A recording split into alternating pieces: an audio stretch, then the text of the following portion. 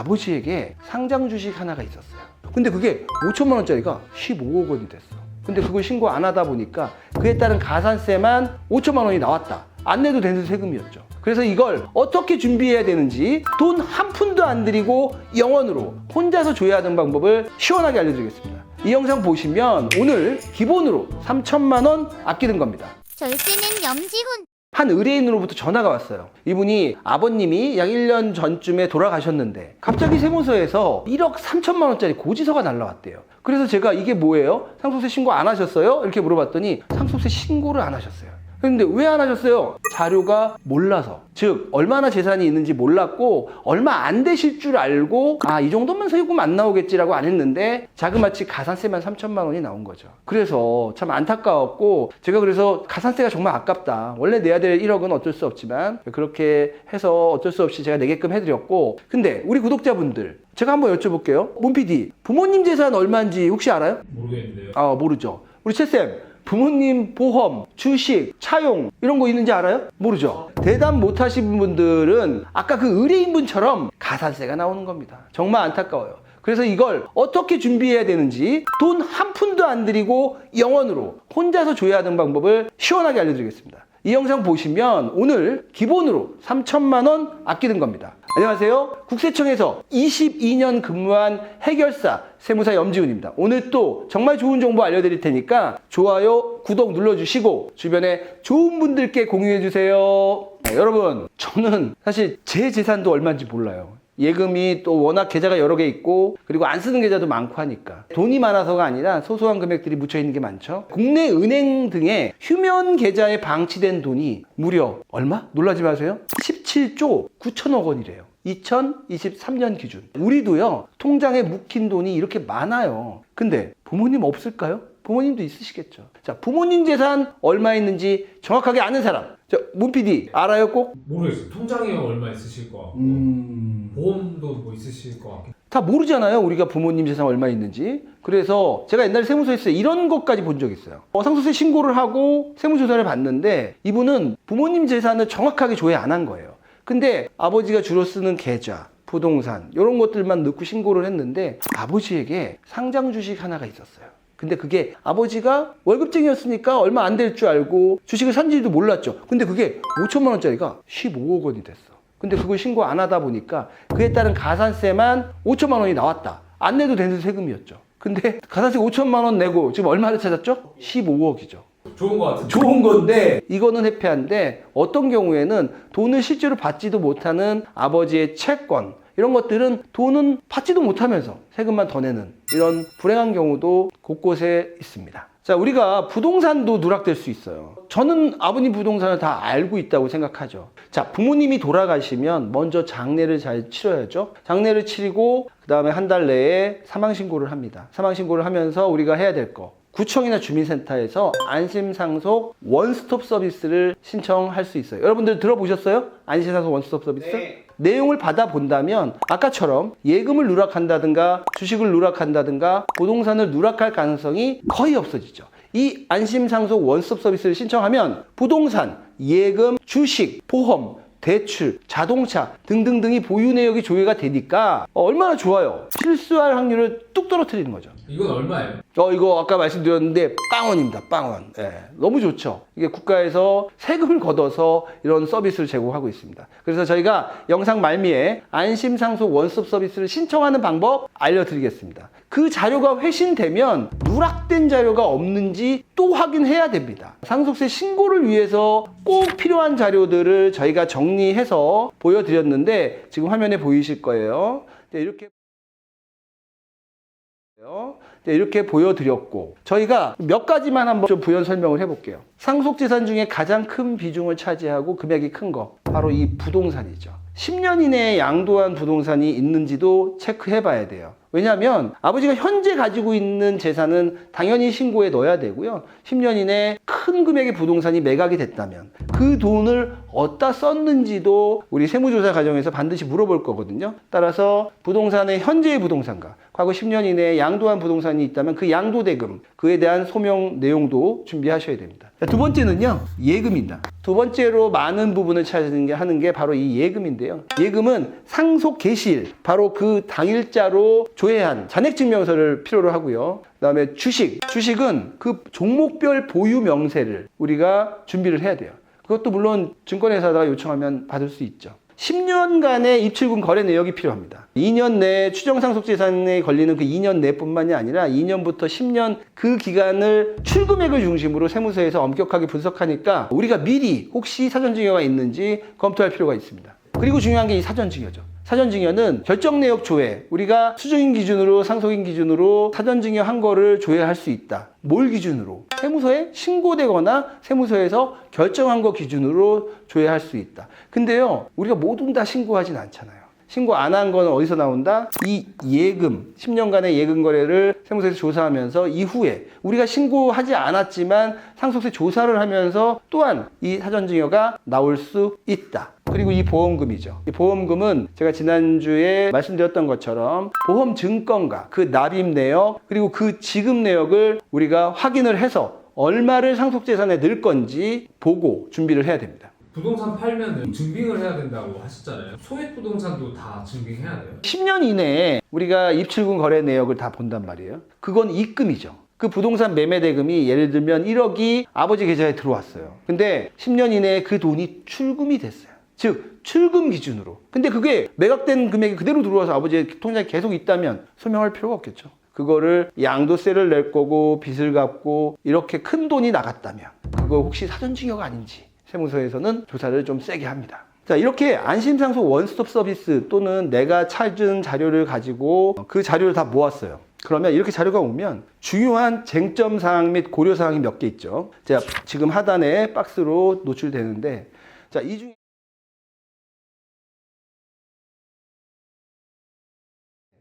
이 중에 1번, 상속인들 간에 재산 분할을 어떻게 할 것인가. 이거는 우리가 각자 원만하게 나눠 갖는 것도 중요하지만 상속세 계산에 있어서도 중요한 요소예요. 첫 번째로 이 배우자 공제를 얼마까지 받을 수 있느냐를 할 때 배우자가 재산 분할을 얼마를 받을 거냐.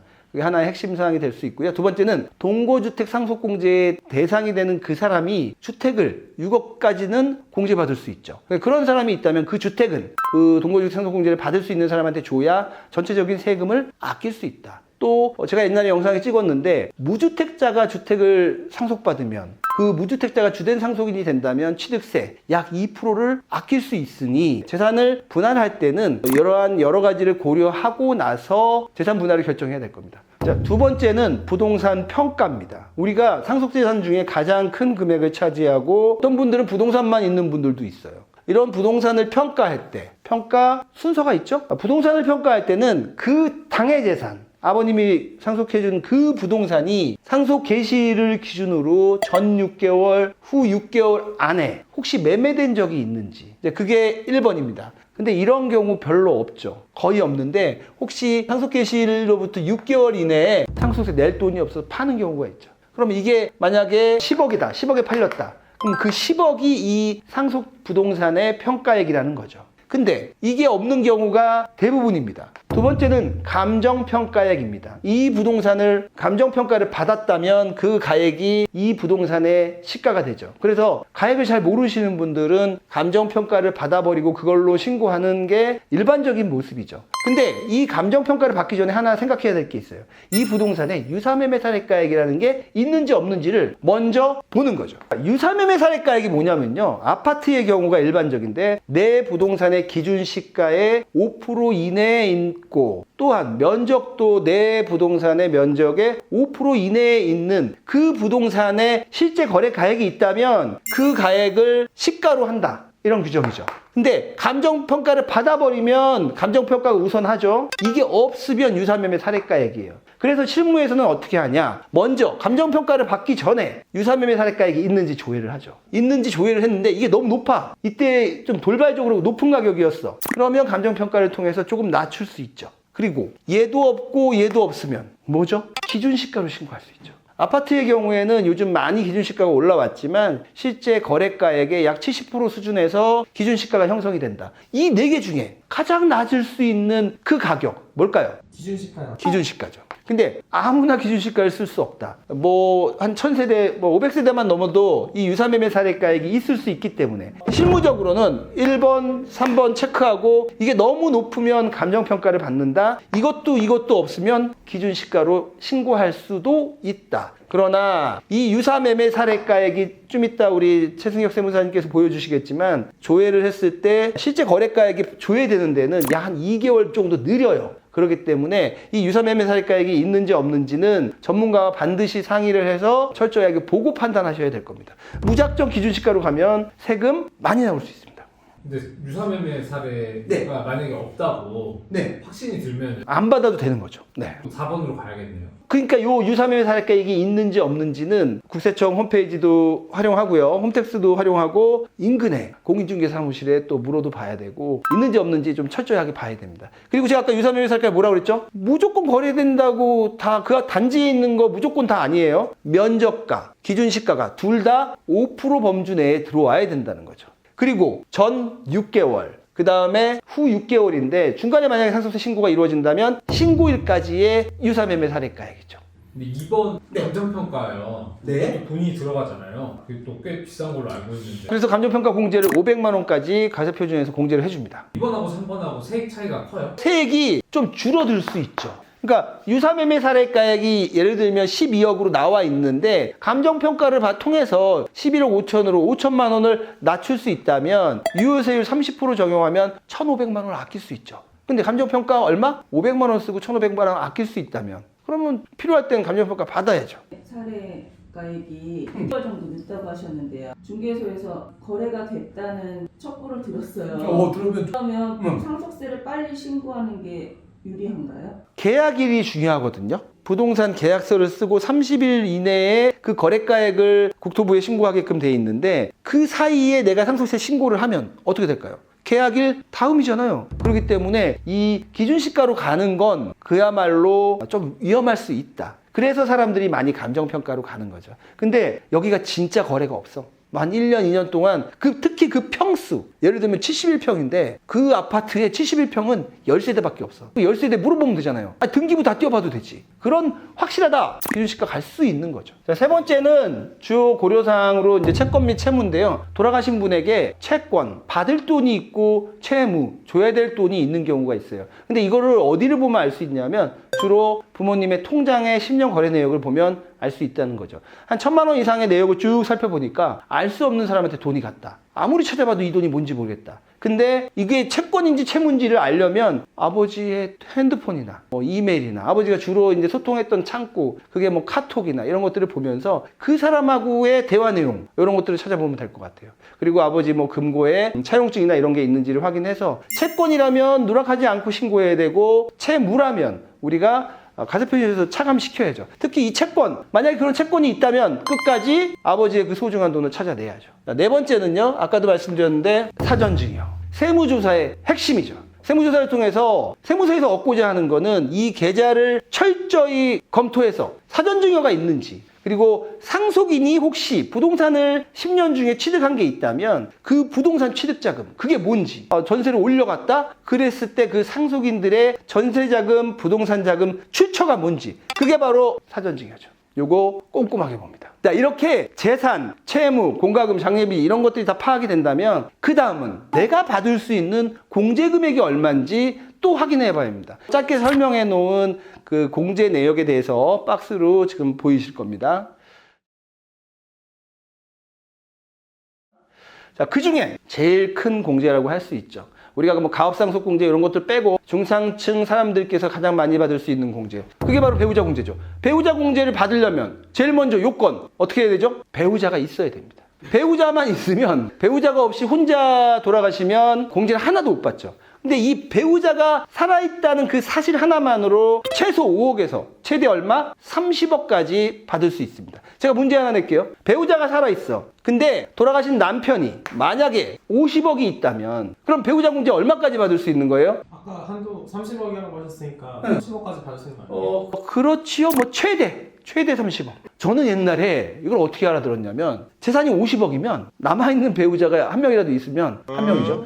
그러면 재산은 제가 30억까지 공제받는 줄 알았어요. 그래갖고 실제로 제가 공무원 처음 들어왔을 때 이 상속세를 어설프게 공부하고 50억이 있는 분이 돌아가셨는데 배우자 공제를 얼마까지 받을 수 있냐고 물어보길래 한도가 30억이잖아요. 30억까지 받을 수 있어요. 이렇게 말을 했는데 혹시 저 같은 생각을 하시는 분들 있을까봐 배우자 공제 어떻게 계산하는지 제가 짧게 말해볼게요. 배우자 공제를 따질 때는 제가 예전 영상에서도 말씀했는데 배우자가 있고요. 배우자 말고 다른 상속인이 몇 명 있는지가 핵심입니다. 그거에 따라서 배우자 공제 한도가 바뀌는 거예요. 자식이 3명 있어요. 그러면 여기서 우리가 알 수 있는 건 배우자의 법정 지분이 여기는 가중치가 1이고 여기는 1.5니까 배우자가 1.5고 3 플러스 1.5는 4.5죠. 그러니까 배우자의 법정 상속 지분이 1.5 나누기 4.5, 3분의 1이에요. 이 3분의 1이라는 법정 지분 한도를 이용해서 50억 곱하기 3분의 1 하면요. 약 16억 정도 돼요. 16억 7억 정도가 될 거고요. 이 금액과 배우자가 실제 상속받는 그 금액이 예를 들면 15억이라고 할게요.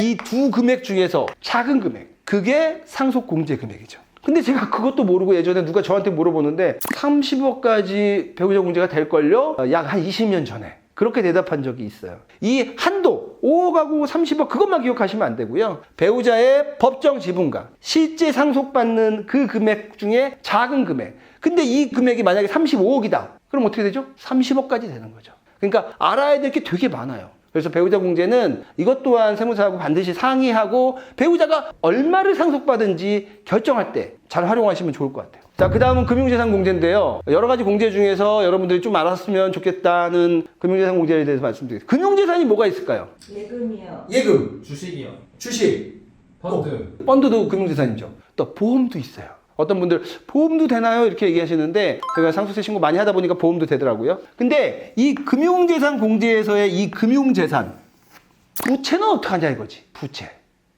왜냐하면 대출도 있을 수 있잖아요. 그거는 금융재산이 아니라 금융부채니까 우리가 여기 순자를 붙여볼게요. 즉 금융자산에서 금융부채를 차감한 그 순금융자산을 기준으로 해서 금융재산 공제는 결정된다. 놀부심보처럼 내가 금융재산은 공제받으면서 금융부채를 안 빼준다면 형평성이 없는 거죠. 따라서 그 순금융재산이 2천만 원 기준으로 2천만 원도 안 된다. 그럼 얼마를 공제해 줄까요? 예금이 1,000만 원 있어. 그러면 전액. 즉 금융재산 1,000만 원, 금융재산 공제 1,000만 원. 그냥 0이야. 그런데 2천에서 1억. 2천에서 1억이면 또 얼마를 공제해 준다? 일단 금융재산 공제는 20%인데 2천에서 1억인 이 애들은 무조건 2천만 원을 공제해 줘요. 그 말은 뭐냐면 2천이 있나 1억이 있나 금융재산 공제 그 금액은 2천으로 똑같다. 그러면 2천이면 공제받고 0이 되는 거고요. 1억이면 8천만 원이 과세표준에 미치는 영향이 있죠. 좀 불공평해요. 2천하고 1억이 똑같다는 건. 그리고 1억부터는 얼마? 20%다. 한 5억이면 금융재산 공제가 얼마일까요? 1억. 10억이면 2억 원이요. 15억이면 3억. 3억인데 한도가 2억. 금융재산이 너무너무 많은 그런 분들한테까지 계속 20% 해주는 거는 좀 맞지 않다. 그래서 2억을 한도로 한다. 즉 순금융재산이 10억 거기까지 2억을 해주죠. 그 넘어가도 계속 2억만 해준다. 이렇게 금융재산 공제 설명해봤습니다. 여러분 오늘 내용 상당히 좀 어렵기도 하고 좀 내용이 복잡한데 지금 마무리로 저희가 안심상속 원스톱 서비스를 실제로 신청하는 방법하고 홈택스에서 유사매매 사례가액 조회하는 방법, 상속세 모의 계산하는 방법까지 저희가 시연해 보겠습니다. 조금만 더 따라와 주십시오. 이번 시간에는 안심상속 원스톱 서비스 신청하는 거 온라인으로 한번 직접 해보는 과정을 보여드릴 건데요. 우리 정부24 많이 이용하시죠? 정부24 들어가셔가지고 온라인으로 신청을 할 수가 있어요. 근데 일반적으로는 사망 신고를 하시면서 주민센터나 구청에서 신고를 하시는데 그걸 놓치셨다면 온라인으로도 하실 수 있으니까 한번 보여드릴게요. 정부24에 공인인증서나 카카오톡 인증 같은 걸로 로그인 하시고요. 밑에 보시면 원스톱 서비스에서 안심상속이 있죠. 여기 들어가셔가지고 신청하기를 누르시면 신청이 됩니다. 물론 사망 신고는 하셨어야 돼요. 그래서 약관에 동의하시고 그다음에 신청인 정보, 이제 신청하시는 분의 정보를 기입을 하시면 됩니다. 강남구 민원을 어디다 접수할지, 그다음에 신청인 여기 제 정보가 나오네요. 저는 뭐 이렇게 입력을 하시고 넘어가시면 됩니다. 그다음에 사망자 조회 단계인데요. 이제 돌아가신 분 성명과 주민등록번호를 누르시고 그다음에 전화번호는 이제 선택이니까 기입을 하시고 넘어가시면 됩니다. 그렇게 해서 넘어가시게 되면 그 다음 이제 나오는 게 어떤 서비스를 신청할지 선택을 하는 건데요. 우리가 여기 보시면 예금과 관련된 예금보험공사라던가 은행과 한국예탁원 이런 것들이 나오죠. 이 전체 체크를 다 하세요. 전체 체크를 하셔서 이제 빠짐없이 선택을 하시고요. 국세나 4대 보험료나 뭐 연금 이런 거 다 전체 선택을 하셔가지고 전부 다 이제 그 정보를 받을 수 있도록 그렇게 하시고요. 그 다음에 여기 중간중간에 결과 확인을 어떻게 할 건지가 나오는데요. 문자나 우편이나 직접 방문 수령도 선택을 하시는데 저희는 이제 보통 문자로 받는 게 편하니까 문자로 클릭을 많이 합니다. 이렇게 뭐 자동차도 조회가 되죠. 자동차, 선, 그 다음 건축물 이런 거 다 클릭을 하시고요. 그 다음에 신청하기를 누르시면 신청이 됩니다. 이렇게 온라인이나 오프라인으로 이제 구청이나 주민센터에서 신청을 하시게 되면 재산조회 통합처리 신청 접수증이 나와요. 이 접수증을 받으시면 되고요. 이 접수번호와 접수일, 그 다음에 어디서 접수했는지 그리고 정보가 나오는데 예금 같은 경우에는 20일 정도 걸리고요. 지방세나 토지 같은 경우에는 결과가 나오는데 7일 정도 걸립니다. 그래서 결과가 나올 때마다 문자로 이제 이렇게 가니까 그렇게 확인을 하시면 됩니다. 여기까지 안심상속 원스톱 서비스 신청하는 방법을 알아보았습니다. 이번에는 상속세 모의 계산을 한번 해볼 건데요. 저희 가정이 아마 이 화면으로 나갈 거예요. 상속 재산은 아파트 한 채 있고요. 예금 2억 있고요. 금융채무 1억 원, 그 다음에 공과금 장례비가 이렇게 화면에 따라서 있으니까 한번 어떻게 모의 계산을 하고 여러분들이 이제 의사결정을 할 때 활용하실 수 있는 좋은 방법을 한번 소개를 해드리려고 하는데요. 홈택스에서 세금 신고로 가셔서 상속세 신고, 여기 모의 계산이라고 있죠. 모의 계산 들어가셔가지고 상속세 자동 계산 있습니다. 자동 계산을 누르시고 이제 상속 개시일자 오늘로 그냥 하고요. 오늘 촬영하는 날짜예요. 배우자가 있고 배우자 외에 상속인 2명이고 그 둘을 다 자녀라고 이렇게 가정을 하고 한번 해볼게요.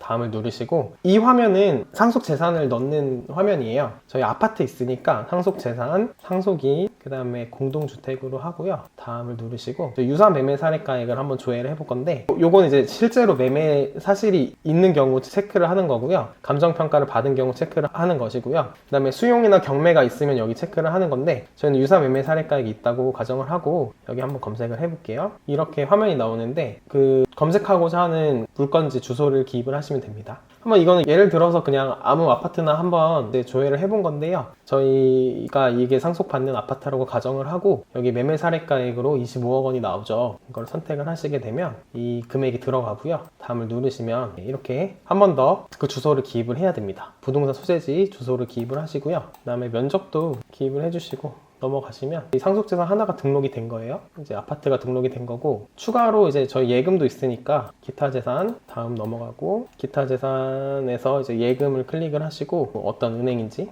평가에 넘어가시면 부동산과 예금 우리 재산이 25억 3천과 예금 2억 원이 잘 들어갔죠. 그 다음에 넘어가셔가지고 우리 장례비는 1,000만 원, 그 다음에 공과금은 3,000만 원, 채무가 1억 원 있는 걸로 가정을 했죠. 이렇게 기입을 해주시고 그 다음에 이제 공제사항을 입력하는 란인데요. 저희 금융재산 상속공제가 될 것 같아요. 순금융재산이 예금 2억 원에 채무 1억 원이니까 2천만 원 공제가 될 것 같고요. 넣으시고 배우자 상속공제는 이제 협의분할 신고가 돼야지만 되는 것이니까 여기 예를 클릭하시고 배우자가 실제 상속받은 금액 저희는 가정을 예금만 배우자가 상속받았다고 가정을 할게요. 2억 원 배우자가 실제 상속받은 금액이고 기존에 증여받은 건 없다고 가정을 하고요. 공제 적용 한도액도 상세를 누르시고 자동으로 계산되는 이 한도를 반영을 하셔야 됩니다. 그 다음에 세액 계산하기를 누르시고 별 다른 게 없으니까 이제 이렇게 마무리를 하시면 이렇게 상속세 신고서대로 이렇게 나오는 거예요.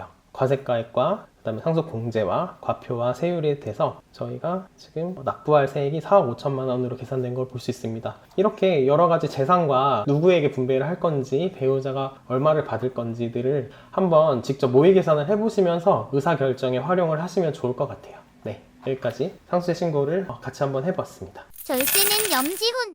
자, 우리 최승효 세무사님의 시연 잘 보셨죠? 오늘은 상속이 발생하면 어떻게 자료를 수집하고 어떤 점을 유의했는지 알아봤고요. 또 부동산 평가 방법 중에서 실제 거래가액과 감정가액이 없을 때 적용되는 유사매매 사례가액 조회 방법과 상속세 모의 계산하는 방법까지 알아봤는데요. 상속세는 현직 국세공무원들조차도 어려워하는 세목이고 주변 세무사와 반드시 상담하고 신고해야 되는 그런 세목입니다. 특히 상속세는 일정한 경우 1년 정도 후에 까다로운 상속세 조사를 받으니까 신중하게 신고하세요. 다음 시간에는요, 가족법인을 이용해서 부동산을 취득했는데 갑자기 거액의 취득세 중과가 나오는 그런 사례 공유해 드리겠습니다. 지금까지 국세청에서 22년 근무한 상속세 해결사 염지훈 세무사였습니다. 감사합니다.